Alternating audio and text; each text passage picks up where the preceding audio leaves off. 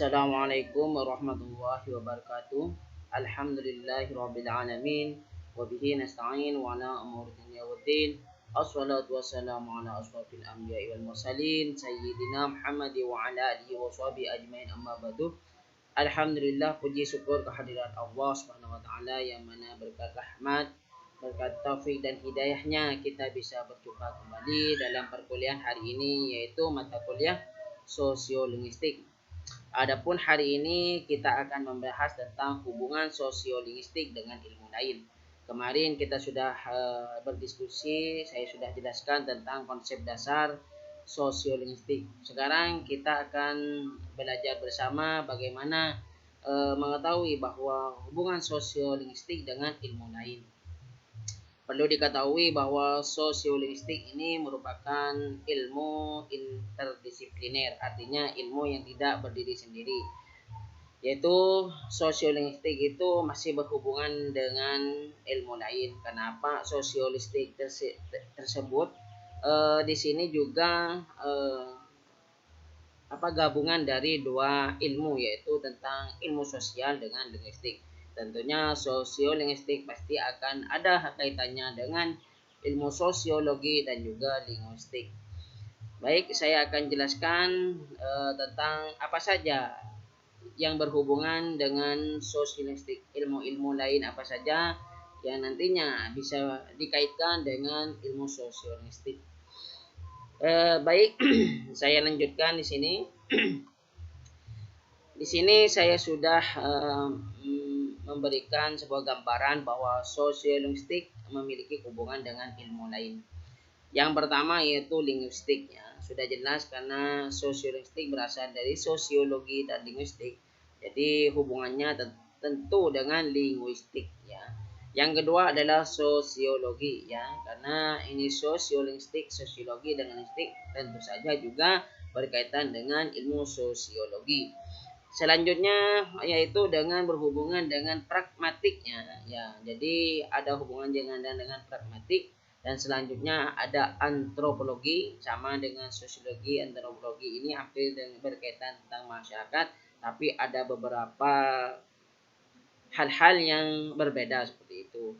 Yang selanjutnya adalah psikologi, jadi ilmu kejiwaan seperti itu. Jadi sosiolinguistik bisa memiliki hubungan erat juga dengan linguistik, sosiologi, pragmatik, antropologi, dan psikologi.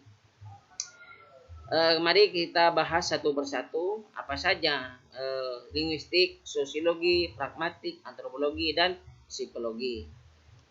Di sini sosiolinguistik dengan linguistiknya. Sosiolinguistik merupakan ilmu yang mengkaji linguistik, ya, yang dihubungkan dengan faktor sosiologi namun tidak meninggalkan kajian linguistik. Artinya walaupun sosiolinguistik itu mengkaji tentang linguistik yang berhubungan dengan sosiologi atau kemasyarakatan atau sosial, namun tentunya tidak akan meninggalkan kajian utamanya yaitu tentang linguistik seperti itu. Di sini kajian linguistik yaitu ilmu yang mengkaji tentang fenomena yang independen, dijadikan dasar bagi sosiolinguistik menunjukkan perbedaan penggunaan bahasa yang dikaitkan dengan faktor sosial. Jadi ilmu linguistik itu, ya, ilmu linguistik sendiri itu jadi menjadikan sebuah dasar bagi ilmu sosiolinguistik. Hal ini menunjukkan sebagai bentuk perbedaan dari ilmu linguistik dengan sosiolinguistik. Kenapa? Karena bahasa dikaitkan dengan faktor sosial. Selanjutnya di sini sosiolinguistik mengkaji wujud bahasa yang beragam karena dipengaruhi oleh faktor di luar bahasa. Jadi di sini sosiolinguistik dengan linguistik perbedaannya memang kalau linguistik hanya membahas tentang bahasa. Sedangkan kalau sosiolinguistik ini juga membahas tentang faktor apa saja yang mempengaruhi wujud bahasa tersebut seperti itu. Jadi di sini adalah faktor luar bahasa yaitu sosial. Termasuk makna sebuah tuturan juga ditentukan oleh faktor di luar bahasa. Jadi baik itu bahasanya sendiri atau makna yang diujarkan dari bahasa tersebut itu tentunya ada faktor di luar bahasa, yaitu faktor masyarakat atau faktor sosial seperti itu. Maka dari itu, mengungkapkan wujud dan makna bahasa sangat diperlukan pengetahuan tentang linguistik. Jadi walaupun sosiolinguistik itu membahas tentang faktor luar bahasa, tapi kajian utamanya tetap ada kebahasaan, yaitu wujud bahasa. Tidak mungkin sosiolinguistik itu tidak membahas karena tentang kebahasaan. Karena sosiolinguistik ini adalah ilmu indisipliner atau ilmu yang tidak berdiri sendiri, gabungan dari berbagai ilmu, yaitu ilmu sosiologi dan linguistik. Selanjutnya di sini biar ada perbedaan bahwa kalau kajian linguistik yang pertama itu biasanya membahas tentang fonologi, yaitu ilmu yang tentang mempelajari tentang bahasa ya. Jadi kalau kajian bahasa sendiri atau kajian linguistik itu adalah ilmu bahasa yang mempelajari tentang bunyi, ya, font seperti itu. Ya, terus yang kedua adalah kajian linguistiknya adalah morfologi, ilmu yang mempelajari tentang seluk-beluk bentuk kata. Ya, jadi setelah bunyi ada kata seperti itu. Yang ketiga adalah sintaksis, ya, ilmu bahasa yang mempelajari tentang struktur kalimat. Ya, jadi dan dilanjutkan yang keempat adalah semantik, ilmu bahasa yang mempelajari tentang makna. Jadi kajian linguistik ini tercakup dalam minimal 4 ini ya. Jadi fonologi, morfologi, sintaksis, dan semantik itu kajian dalam linguistik. Nah, jadi di sini saya bisa simpulkan bahwa linguistik hanya membahas tentang struktur bahasa. Sedangkan sosiolinguistik masih membahas tentang konteks sosial tempat bahasa itu dipelajari dan digunakan. Jadi kalau kajian linguistik itu hanya tentang struktur bahasanya, struktur bunyinya seperti apa, struktur katanya seperti apa, sintaksis, semantik, maknanya seperti apa, maknanya ini dijelaskan. Namun kalau sosiolinguistik itu akan membahas tentang konteks sosial. Ya, mengapa kok bunyi seperti itu? Ya, kok ada A, kok ada E, ya seperti itu. Jadi konteks sosialnya seperti apa? Berarti misalkan kita konteks sosialnya bagi orang Madura, masyarakat Madura, kenapa kok ada bunyi E, seperti itu. Kalau morfologi misalkan ada banyak kata-kata yang berbeda walaupun satu bahasa seperti dialek, seperti itulah, itu menjadi bahasan sosiolinguistik.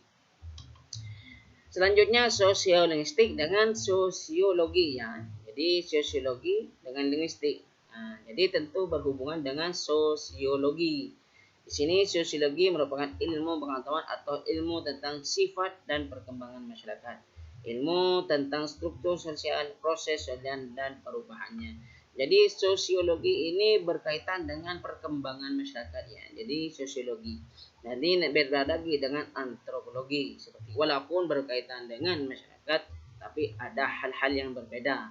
Jadi kalau sosiologi itu berkaitan dengan perkembangan masyarakat, struktur sosialnya seperti apa, proses terjadinya sosial di masyarakat seperti apa, dan perubahan yang terjadi di masyarakat. Itu sosiologi. Sedangkan kalau sosiolinguistik adalah bagian dari bahasa yang memiliki hubungan kausalnya antara bahasa, ya, sebab akibat, dan gejala-gejala dalam kehidupan sosial. Artinya di sini sosiologi akan mengkaji perkembangan masyarakat dalam segi bahasanya seperti apa. Struktur sosial itu, bahasa itu apa mempengaruhi tentang struktur sosial masyarakatnya, atau ada perbedaan perubahan bahasa dalam masyarakat seperti itu. Jadi sosiolinguistik membahas tentang bahasa dalam masyarakat. Jadi di sini sosiolinguistik dengan sosial memiliki hubungan timbal balik ya. Jadi simbiosis mutualisme, artinya saling membutuhkan. Karena ini sudah konsep dasar atau fondasinya adalah sosiologi dengan linguistik. Yaitu ada dua ciri. Yang pertama, pengaruh-pengaruh yang khas dari faktor sosial terhadap fungsi bahasa secara keseluruhan. Artinya di sini ada pengaruh yang khas ya dari faktor-faktor sosial terhadap fungsi bahasa ya, seperti yang saya jelaskan tadi bahwa pengaruh khas dalam sosial itu akan berpengaruh juga dalam fungsi bahasa secara keseluruhan. Terus yang kedua, pengaruh faktor sosial yang khas pada struktur bahasa tingkat-tingkatannya, dan unsur-unsur dalam struktur bahasa. Jadi ada faktor sosial yang mempengaruhi nanti tentang struktur bahasanya. Jadi ada struktur luarnya ya, luar bahasa. Jadi faktor sosial itu. Jadi tingkatannya, unsur-unsur dalam struktur bahasa itu berubah apa karena faktor sosial. Seperti itu. Terus di sini ada sosiolinguistik dengan sosiologi. Jadi ini adalah gabungannya ya, sosiolinguistik dengan sosiologi dan sosiologi dengan sosiolinguistik. Jadi sambil timbal balik. Yang pertama sosiolinguistik dengan sosiologi. Data sosiolinguistik yang memberikan ciri kehidupan menjadi barometer untuk sosiologi ya. Jadi data yang di sosiolinguistik itu memberikan ciri-ciri kehidupan sosial. Artinya dalam bahasa itu bisa menjadi ukuran dalam kemasyarakatan. Yang kedua, aspek sikap berbahasa mempengaruhi budaya material dan spiritual suatu masyarakat. Jadi ketika sikap bahasa yang ada di masyarakat itu bisa mempengaruhi budaya material ya, seperti itu. Budaya bukan spiritual dari masyarakat. Artinya ketika bahasa itu berubah, maka bisa saja budaya dalam sebuah masyarakat itu menjadi berubah seperti itu. Terus bahasa yang diteliti secara sosiolinguistik adalah alat utama dari perkembangan pengetahuan mengenai sosiologi. Jadi bahasa itu yang dibahas dalam sosiologi itu bisa menjadi sebuah alat ya, instrumen ya, perkembangan pengetahuan dalam ilmu sosiologi. Selanjutnya di sini adalah sosiologi terhadap sosiolinguistik. Kemajuan teori sosiologi seperti kelompok politik, mobilisasi massa, interferensi antar kelompok digunakan dalam sosiolinguistik. Jadi kemajuan teori sosiologi itu juga mempengaruhi bagaimana penelitian ataupun kajian dari sosiologistik. Yang kedua, metodologi dalam sosiologi seperti angket, wawancara, pengamatan, itu kan ini berkaitan dengan sosial ya. Jadi juga digunakan dalam juga metode dalam sosiologistik. Misalkan kita wawancara terhadap seorang tokoh yang berkaitan tentang gaya bahasanya dan sebagainya, ataupun dialek untuk mencari bagaimana perbedaan dialek, itu kan bisa melalui cara atau metodologi interview ya, cara pengumpulan datanya. Terus fakta-fakta sosial dalam sosiologi terdapat ke dalam sosiolinguistik yang meliputi transfer terhadap fungsi bahasa secara keseluruhan dan terhadap struktur bahasa itu sendiri. Jadi fakta-fakta yang berada di sosial itu bisa menjadi kajian dalam sosiologi. Ya, menjadi kajian dalam sosiolinguistik seperti itu. Jadi di sini adalah hubungan erat karena sosiolinguistik itu berkaitan tentang ilmu sosiologi dengan linguistik seperti itu. Selanjutnya di sini ada sosiolinguistik dengan pragmatik ya. Ya di sini mungkin akan nanti kita ada mata kuliah lain tentang pragmatik ya di sini. Jadi ada hubungan dengan pragmatik. Pragmatik merupakan ilmu bahasa yang mempelajari tujuan dan dampak berbahasa yang dikaitkan dengan konteks atau penggunaan bahasa yang disesuaikan dengan topik pembicaraan, tujuan, partisipan, tempat, dan sarana. Jadi praktik ini akan berhubungan dengan teks dan konteks ya. Jadi konteks berbahasanya, kesantunan, kesopanan itu. Jadi disesuaikan dengan topiknya seperti itu. Di sini pragmatik membahas bahasa sebagai alat komunikasi yang keberadaannya, baik bentuk atau maknanya, ditentukan oleh penutur dan ditentukan oleh keberagamannya. Jadi pragmatik itu kan membahas tentang alat komunikasi, bahasa sebagai alat komunikasi, bukan misalkan alat akan fungsi bahasa ada alat sebagai kontrol sosial. Di sini pragmatik itu kan lebih mengkhususkan kajiannya terhadap alat komunikasi ya, seperti itu. Jadi dalam berkomunikasi tentunya ada teks, ada konteksnya seperti apa, tempatnya di mana, seperti itu. Jadi ini. Terus sedangkan sosiolinguisme memadukan fakta tersebut dengan membahas variasi bahasa atau ragam bahasa. Jadi makanya di dalam sosiolinguistik itu membahas tentang variasi bahasa ataupun ragam bahasa seperti dialek, kronolog ya, seperti itu. dan juga ada membahas ragam bahasa jurnalistik atau bahasa pidato dan sebagainya. Jadi ini adalah kajian pragmatik ya, sehingga juga dimanfaatkan oleh sosiolinguistik itu. Terus pragmatik sangat menekankan aspek tujuan dalam berkomunikasi, sedangkan sosiolinguistik memanfaatkan fakta tersebut dengan menekankan variasi bahasa karena berdasarkan fungsi bahasa tersebut. Jadi di sini pragmatik itu kan bertujuan dalam berkomunikasi. Jadi pragmatik itu menekankan pembahasannya tentang bahwa bahasa itu sebagai alat komunikasi. Jadi di sini sosiolinguistik itu akan mencari membahas atau membahas juga dengan bagaimana variasi bahasa ya berdasarkan fungsi bahasa tersebut. Jadi memiliki hubungan. Makanya sosiolinguistik juga berhubungan dengan pragmatik. Karena apa? Yang dikaji oleh pragmatik itu juga menjadi sebuah kajian dalam sosiolinguistik seperti itu. Terus penggunaan bahasa dalam pragmatik juga sangat mempertimbangkan faktor interlokutor ya, yakni orang-orang yang terlibat dalam proses berkomunikasi dan berinteraksi. Jadi kalau pragmatik itu lebih mempertimbangkan di sini prosesnya, siapa yang terlibat berkomunikasi dan berinteraksi ya seperti itu. Ketika seorang itu terlibat, misalkan kita berbicara dengan guru, kita berbicara dengan teman, kita berbicara dengan orang yang lebih muda, maka akan berbeda ya seperti itu. Namun di sini sedangkan social aspek interlokutor itu dikembangkan lebih jauh dengan faktor sosial ya. Jadi ada faktor sosial yang mempengaruhi interaksi tersebut, komunikasi tersebut yang dibahas oleh pragmatik di sini ya. Jadi seperti itu. Kalau pragmatik itu kajiannya lebih pada komunikasi. Alat bahasa itu adalah sebagai alat komunikasi. Selanjutnya di sini adalah sosiolinguistik dengan antropologi yang kemarin pernah sempat dibahas apa itu antropologi dengan sosiolinguistik ya. Di sini kalau antropologi merupakan ilmu tentang manusia, khususnya tentang asal usul, aneka warna, bentuk fisik, adat istiadat dan kepercayaan pada masa lampau. Jadi antropologi itu bisa lebih khusus dengan proses perkembangan manusianya seperti itu. Jadi misalkan kepercayaan nenek moyang seperti apa.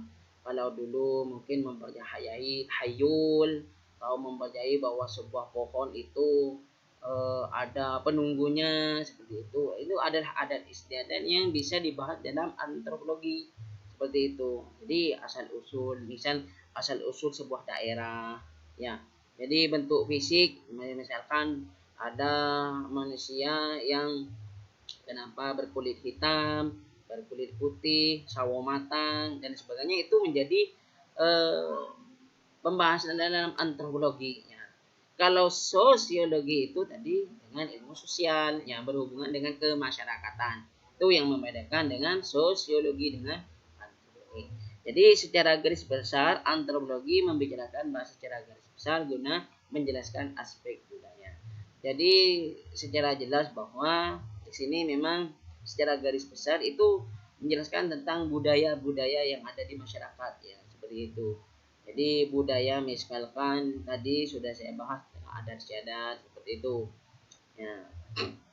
Kalau sosiologi itu berkaitan dengan interaksi masyarakatnya. Seperti itu.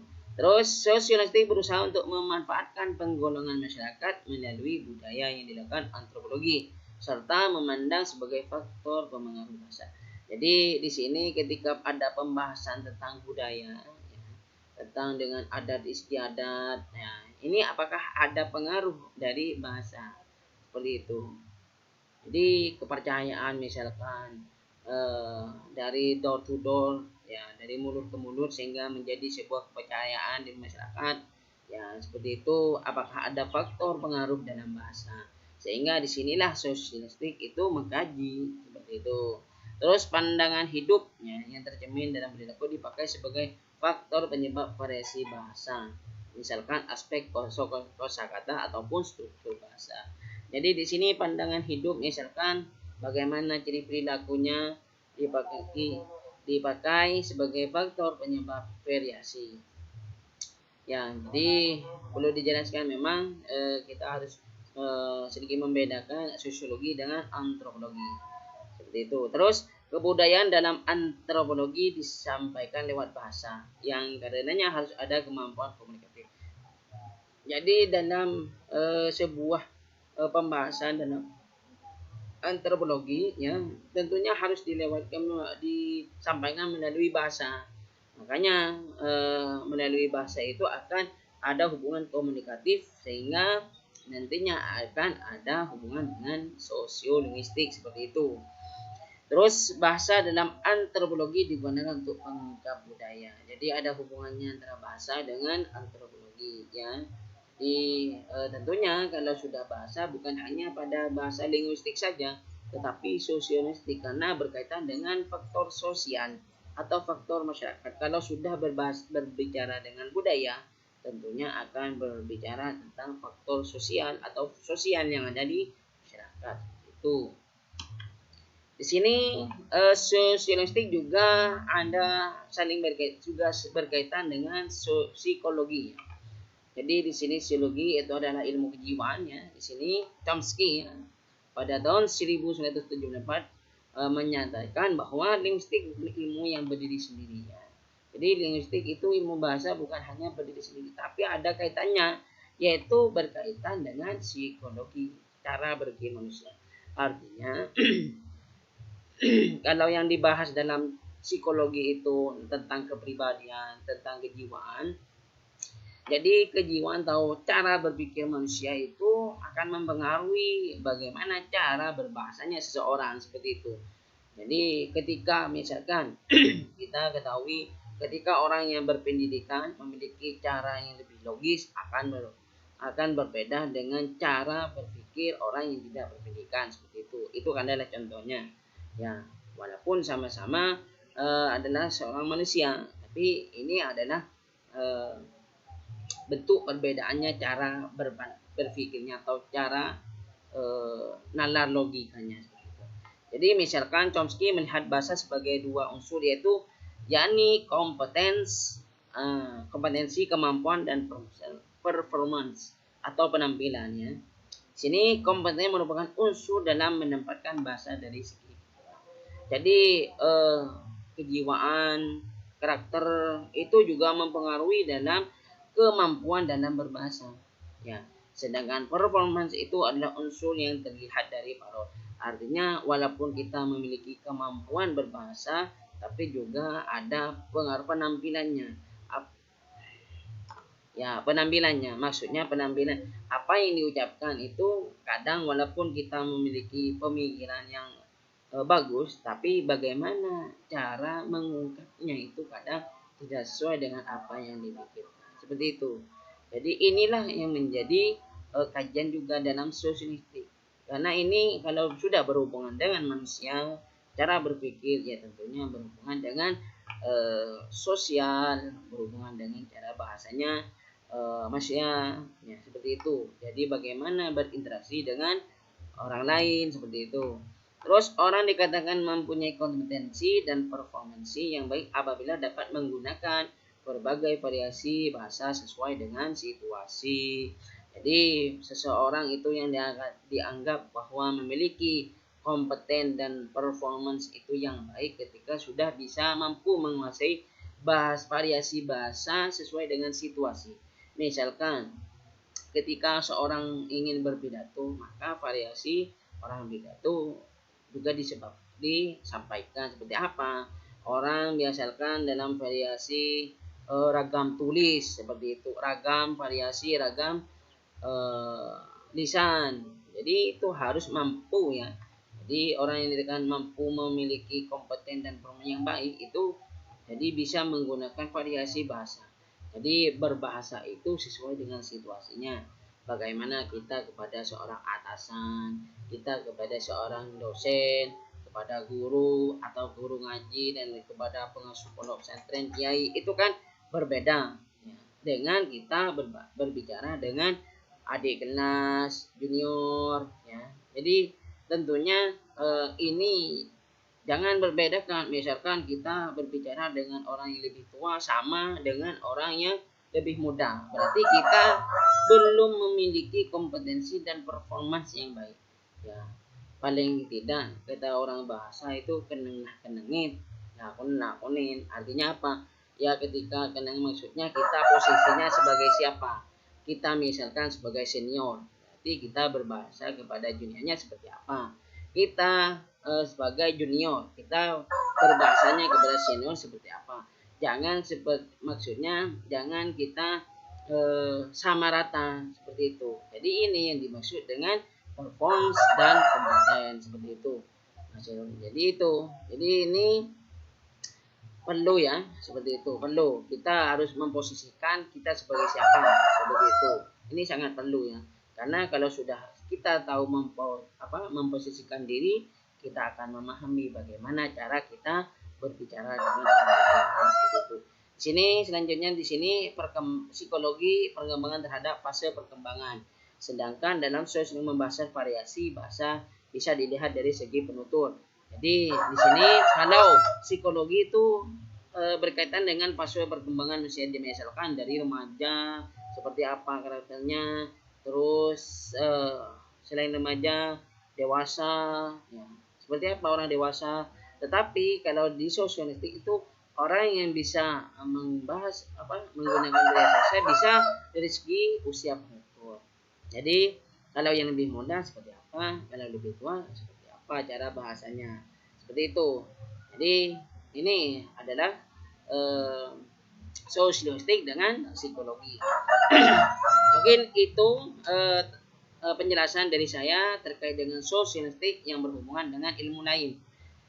Jadi bisa disimpulkan bahwa sosialistik walaupun adalah ilmu yang membahas tentang sosiologi dan gabungan dari ilmu sosiologi dengan linguistik, tentunya juga berhubungan dengan ilmu lain seperti halnya antropologi, ada psikologi seperti itu, dan juga pragmatik dan sebagainya.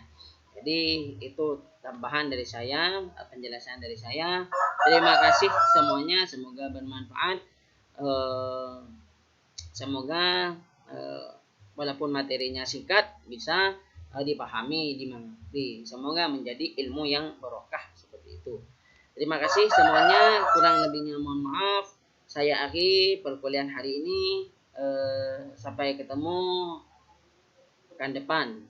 Terima kasih. Wassalamualaikum warahmatullahi wabarakatuh.